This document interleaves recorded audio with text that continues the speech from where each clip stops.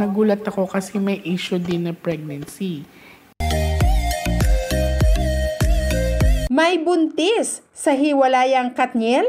Ito ang isa sa nakita sa baraha ng Nostradamus ng Pilipinas na si Jay Costura. Ayon kay Jay, request ng mga netizens na basahan niya umano ng kapalaran ang Katniel. At ayon sa kanyang baraha, ang pinakadahilan umano ng hiwalayan ay selos. At ang pagkapagod, meron umanong napagsilosan si Kat dahil may isang sekretong itinatago si Daniel na nabunyag. Meron umanong babae na nagkaroon ng atraksyon si Daniel, ngunit mas lamang pa din ang dahilang pagod na si Catherine. Napagod na umano siya kahit pa sinasabi din sa baraha na paulit-ulit umanong nagmamakaawa si Daniel.